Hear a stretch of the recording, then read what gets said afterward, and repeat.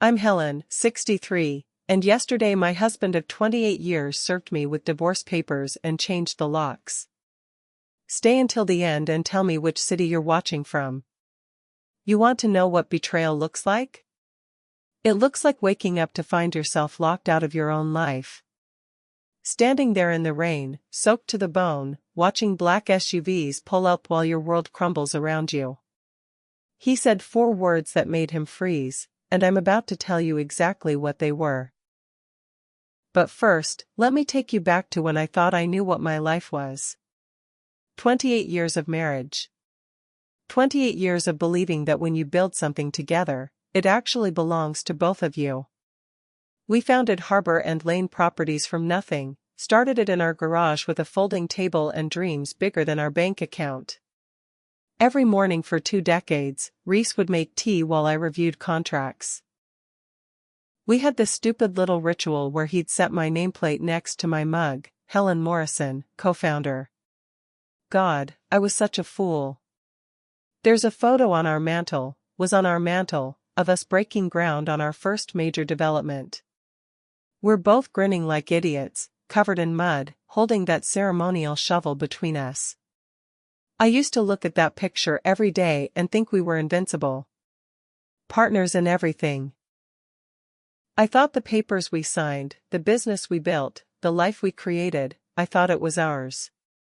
I should have known something was wrong when he started staying late at the office. When phone calls became whispered conversations. When suddenly every business decision needed to be reviewed by legal before I could see it.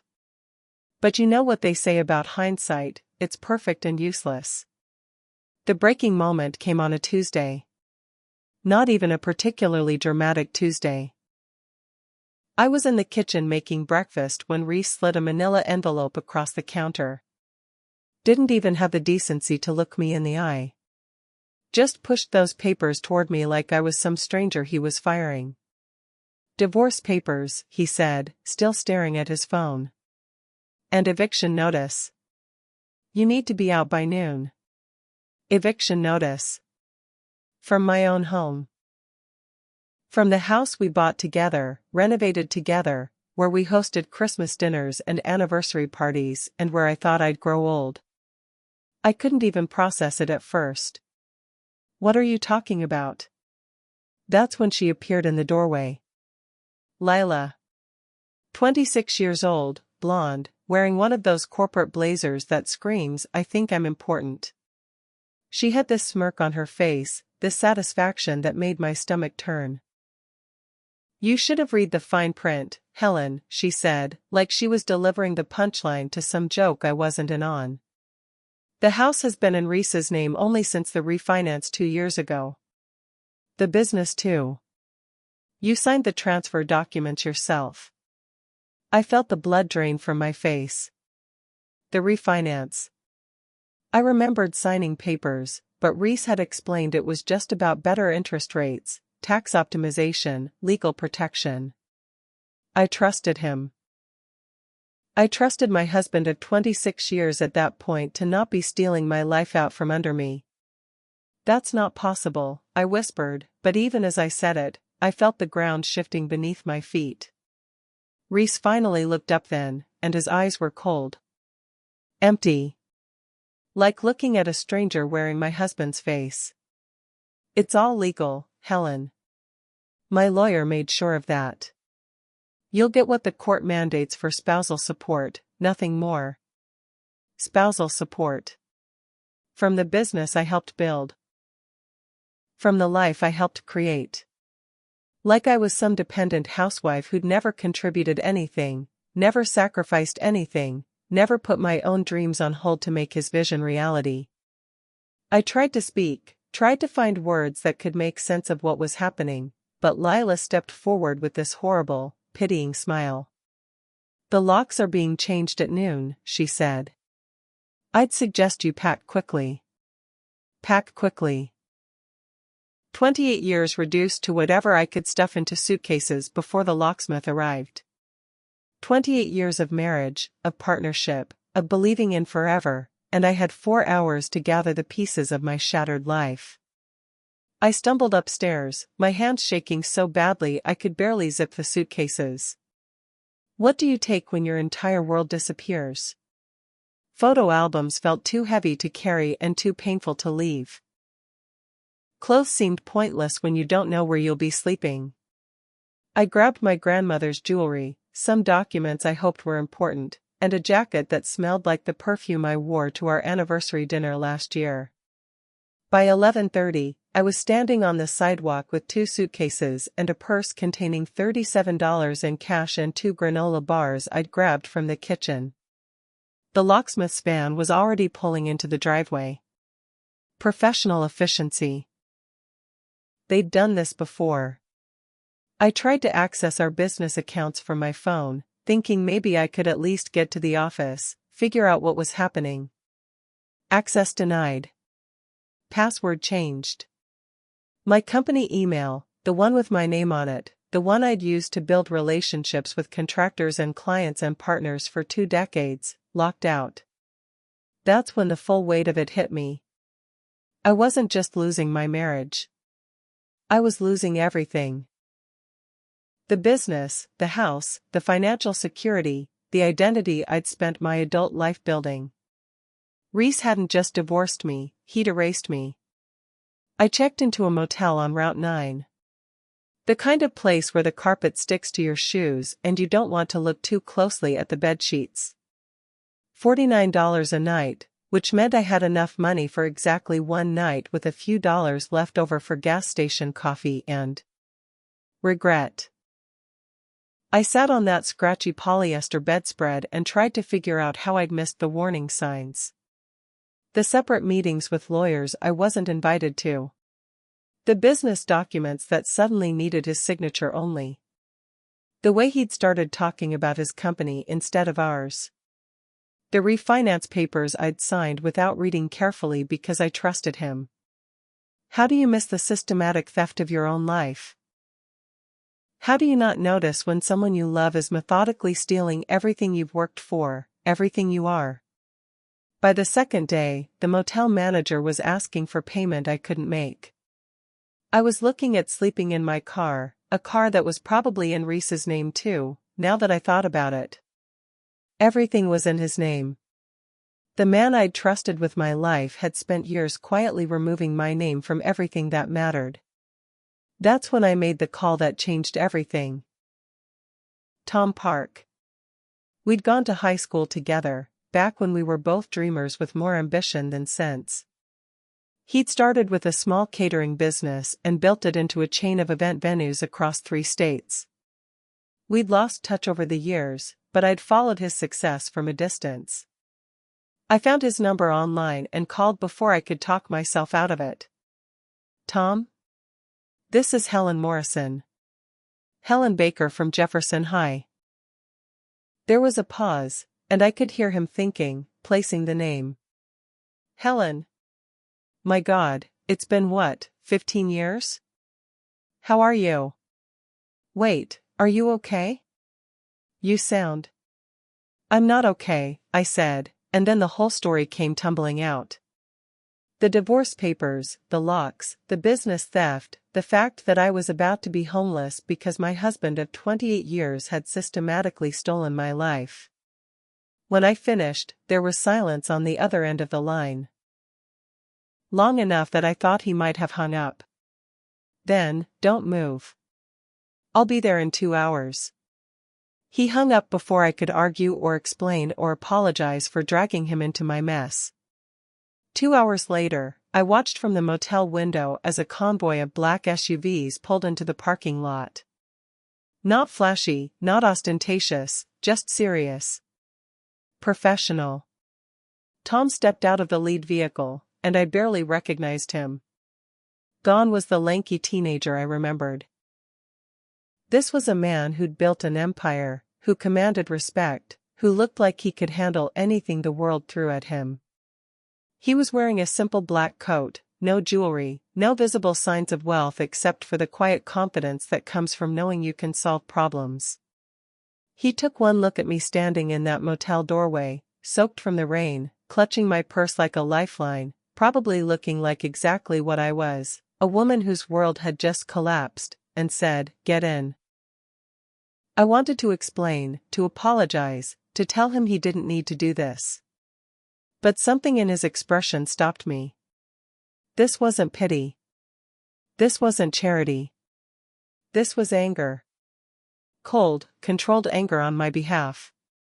In the car, he handed me a coffee and a thick folder. "I've been conducting due diligence on Harbor and Lane properties for the last 6 months, he said without preamble. "My investment group was considering a partnership with your firm for a mixed-use development project." I felt my stomach drop. "Tom, I should tell you, I don't think I'm actually part of the company anymore. I think Reese—" "I know exactly what Reese has been doing," he interrupted, and his voice was ice. "The forensic accounting team I hired found some very interesting irregularities. Transfers to shell companies. Forged signatures on property transfer documents. Asset shifting that violates about 12 different financial regulations." He opened the folder and showed me copies of documents I'd never seen before. My signature on papers transferring my shares of the company to Reese's personal holding company. Except it wasn't my signature. It was close, whoever had done it was skilled, but I could see the differences. The way I dotted my I's, the slant of my capital M. "This is not my signature," I said, staring at the documents. "I know. We had it analyzed by a handwriting expert yesterday. The report concludes with 97% certainty that these signatures are forgeries." The relief was so overwhelming I started crying right there in the back of his SUV. After 3 days of feeling like I was losing my mind, of wondering if I really had signed away my life and just forgotten, here was proof that I wasn't crazy. Proof that I'd been betrayed, not confused. "There's more," Tom continued, pulling out another set of documents. "Reese has been transferring company assets to personal accounts for over 2 years. He's used company funds to purchase a condo in Miami that's in his name only. He's funneled project profits through a consulting firm owned by his girlfriend, Lila. Of course.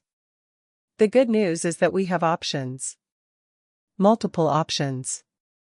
He outlined a 2-pronged strategy that was more sophisticated than anything I could have imagined. First, his legal team would file for an emergency injunction to freeze all Harbor and Lane assets, supported by a coalition of small creditors he'd quietly assembled, subcontractors and suppliers who were owed money by the company and were willing to join a petition for oversight. Second, they'd request a forensic review by the probate court, presenting evidence of the forged documents and fraudulent transfers. This wasn't going to take years. The coalition of creditors could force immediate judicial oversight within days, not months. "But I need to ask you something," Tom said, looking directly at me. "Are you ready to fight? Really fight? Because this isn't going to be pretty. Reese is going to hire expensive lawyers and try to drag this out. He's going to claim you're a vindictive ex-wife making false accusations. He's going to try to destroy your reputation to protect his own." I thought about the 28 years I'd given to this man. The business I'd helped build from nothing. The dreams I'd deferred, the sacrifices I'd made, the trust I'd placed in someone who'd spent years methodically stealing my life. "Yes," I said. "I'm ready to fight." But Tom had one more surprise for me. "I think we should talk to Lila," he said. I stared at him like he'd suggested we recruit Satan himself. "Hear me out. She's young, she's been manipulated, and I'm willing to bet she doesn't know the full extent of what Reese has been doing. If we approach this right, she could become an asset instead of an obstacle." The idea of facing that woman again made my stomach turn. But Tom was right. If Lila had been living with Reese, working with him, she probably had access to information we needed. We arranged to meet her at a neutral location, a small cafe downtown, far from the office or the house. I was terrified she'd refuse to come, or that she'd bring Reese, or that it would turn into some horrible confrontation. But she came alone, looking smaller and younger than she had in my kitchen. Less confident. Almost scared. Tom was brilliant with her. No accusations, no threats, just gentle questions. Did she know about the shell companies? Had she seen the forensic accounting reports? Was she aware that some of the documents she'd probably witnessed Reese signing were actually forgeries? I watched her face change as Tom laid out the evidence. The confusion, then the dawning realization, then something that looked like horror. He told me he was protecting company assets during the divorce, she said quietly. He said Helen was trying to take half of everything even though she'd never really contributed to the business growth. I wanted to scream at her, to tell her exactly how much I'd contributed, how many 18-hour days I'd worked, how many sacrifices I'd made. But Tom caught my eye and shook his head slightly. This wasn't about my anger. This was about strategy. Lila, Tom said gently, I need you to understand something. What Reese has been doing isn't just morally wrong, it's criminal. Asset hiding, forgery, tax evasion, fiduciary fraud. If this goes to trial and you're seen as a co-conspirator, you could face serious legal consequences. The color drained from her face. But, he continued, if you cooperate with the investigation, if you help us recover the evidence and make things right, the district attorney would likely view you as a victim rather than a perpetrator. She was quiet for a long time, staring at her coffee cup. When she finally looked up, she was crying. I have files, she said. On his laptop, on the office server. Emails about the transfers, invoices for the Miami condo, communications with the shell company accounts. I thought he was just being smart about business. I didn't know he was stealing. That afternoon, Lila handed over a USB drive containing 3 years of financial records, email communications, and documented evidence of every fraudulent transaction Reese had made. She'd been his trusted assistant and lover, which meant she'd had access to everything. The evidence was overwhelming. Forged signatures, unauthorized transfers, hidden accounts, inflated consulting fees paid to companies that existed only on paper. Reese hadn't just stolen from me, he'd been defrauding the business, the IRS, and multiple investors for years. Tom's legal team moved with surgical precision. Within 48 hours, they'd filed the injunction, submitted the forensic evidence, and requested an emergency hearing.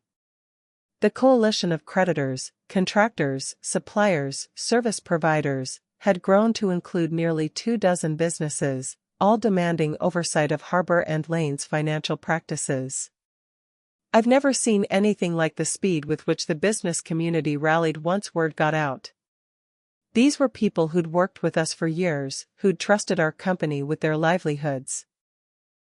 Learning that Reese had been systematically stealing from the business wasn't just a betrayal of me, it threatened everyone who depended on Harbor and Lane for payment. The week leading up to the court hearing was a blur of meetings with lawyers, accountants, and investigators. Handwriting experts confirmed the signature forgeries. Financial analysts traced the money through shell companies back to Reese's personal accounts.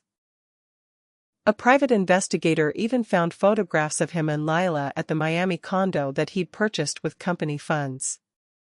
But the most damaging evidence came from Lila's files. Email after email showing Reese's systematic plan to remove me from the business. Messages to his lawyer discussing how to legally isolate Helen's claim to company assets. Detailed timelines for transferring properties and accounts.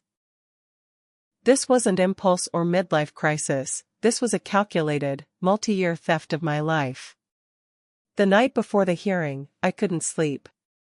I sat in the hotel room Tom had arranged for me, looking through old photos of Reese and me building the business together. There we were at our first office lease signing. At the grand opening of our model home community. celebrating our 10th wedding anniversary with dreams of expansion and growth. Had he been planning this even then? Had every smile, every shared victory, every moment of intimacy been shadowed by his plans to eventually steal everything we'd built together? The betrayal wasn't just financial, it was spiritual, emotional, existential. He'd made me complicit in my own destruction by trusting him. The hearing was held in the county courthouse, in one of those wood-paneled rooms that smell like old law books and broken promises. I sat with Tom's legal team, watching as Reese entered with 3 expensive lawyers in tailored suits. He looked confident, dismissive, like this was all just a minor inconvenience he'd soon resolve. That confidence didn't last long. The judge reviewed the evidence methodically. The forged signatures. The unauthorized transfers. The shell company accounts. The hidden assets. The violation of fiduciary duty. With each piece of evidence presented, I watched Reese's composure crack a little more. When they called Lila to testify, I thought he might actually lose it completely. She spoke clearly, professionally, explaining how Reese had manipulated the books, hidden transactions, and convinced her that everything he was doing was legal business strategy. She handed over additional financial records, emails, and documentation that his lawyers clearly hadn't known existed. Under cross-examination, Reese's attorney tried to paint her as a vindictive ex-girlfriend making false accusations. That's when Lila's composure broke. I loved him, she said, her voice cracking. I believed in him. He told me Helen was trying to destroy the business they'd built, that he was protecting their life's work from a vindictive divorce. I never would have helped him if I'd known he was stealing from her. I never would have been part of destroying someone's life. The judge called a recess, and I watched Reese huddle with his lawyers in what was clearly a crisis management session. When court resumed, they attempted to negotiate. Too late. The judge's ruling was swift and decisive. Provisional receivership for Harbor and Lane properties, with all assets frozen pending a full forensic audit. All contested property transfers were suspended. Reese's access to company accounts was terminated immediately, and a court-appointed trustee would oversee business operations. But the judge went further than I dared to hope. The evidence presented suggests systematic fraud, forgery, and theft of marital assets, she said, looking directly at Reese. I'm ordering immediate restitution of all fraudulently transferred assets, including the Miami property purchased with company funds. I'm also referring this matter to the district attorney's office for possible criminal prosecution. I felt like I could finally breathe for the first time in a week. Not just because I was getting my life back, but because the truth had been heard. Acknowledged. Validated. The practical reconstruction of my life happened faster than I'd imagined possible. The court appointed a restoration company called Morrison Properties as transitional trustee, with me as the designated representative. My access to business accounts was restored. The contested property deeds were reissued in joint names pending final divorce settlement. Harbor and Lane was placed under professional oversight to ensure operational continuity while the fraud investigation continued. Reese's legal troubles were just beginning. The district attorney's office filed charges for forgery, embezzlement, and tax fraud. His expensive lawyers were now focused on keeping him out of prison rather than preserving his stolen assets. But the real satisfaction wasn't in his downfall, it was in the rebuilding. 6 months later, I stood in the conference room of our newly restructured company, looking at architectural plans for a community housing project that would provide affordable homes for families transitioning out of homelessness. Harbor and Lane Properties had been renamed Morrison Development Group, with a mission statement that prioritized community impact over pure profit.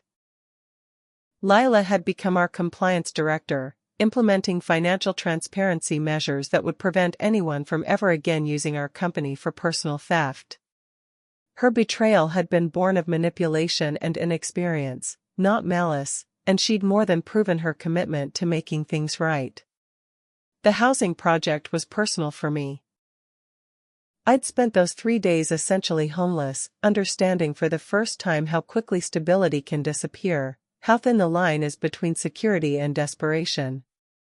Now I was using the business Reese had tried to steal to help others who'd lost everything rebuild their lives. Tom became more than a business partner, he became a friend who'd reminded me that not everyone in the world was interested in exploitation. That there were still people who believed in fairness, in justice, in using power to protect rather than to prey upon. The nonprofit I founded, Second Chances Financial Recovery, helps women who've discovered financial fraud in their marriages or partnerships. We provide legal resources, forensic accounting services, and emotional support for women who've learned that the person they trusted most was systematically destroying their financial security. You'd be amazed how common it is. How many women discover after decades of marriage that their husbands have been hiding assets, forging signatures, or transferring ownership of shared properties? How many have been gaslit into believing they're paranoid or vindictive when they're actually victims of systematic financial abuse? But here's what I want you to understand: you don't have to accept it. You don't have to believe that betrayal is your fault, that trust makes you stupid, or that there's no recourse when someone steals your life. There are people who will help. There are laws that protect you. There are ways to fight back and win. The final divorce settlement awarded me 60% of Harbor and Lane's assets, plus restitution for the fraudulently transferred properties. Reese's criminal trial is scheduled for next spring, and his lawyers are reportedly discussing plea bargain options that would involve additional financial restitution and possible jail time. I could feel vindictive about that. Part of me wants to. 28 years of marriage, and he was willing to steal everything I'd worked for to start a new life with someone young enough to be his daughter. Part of me wants him to suffer the way he made me suffer. But most days, I'm too busy building something better to waste energy on revenge. Last month, we broke ground on Phase 2 of the community housing project. 50 affordable housing units, with on-site childcare and job training programs. At the groundbreaking ceremony, I looked around at the crowd of families, volunteers, city officials, and business partners who'd made the project possible. This is what I chose to build from the wreckage of my marriage. Not a monument to my pain, but a foundation for other people's hope. If this happened to you, what would you have done first? Would you have trusted that call to an old friend? Would you have confronted the other woman? Would you have had the courage to stand up in court and demand justice? I'm asking because I know some of you are living this right now. Maybe not exactly this scenario, but some version of betrayal. Some discovery that the person you trusted was systematically stealing your security, your identity, your future. And I want you to know, you don't have to be defined by what someone else took from you. You don't have to accept that trust makes you a victim, that love makes you vulnerable, that building something with someone gives them the right to destroy you. Fight back. Document everything.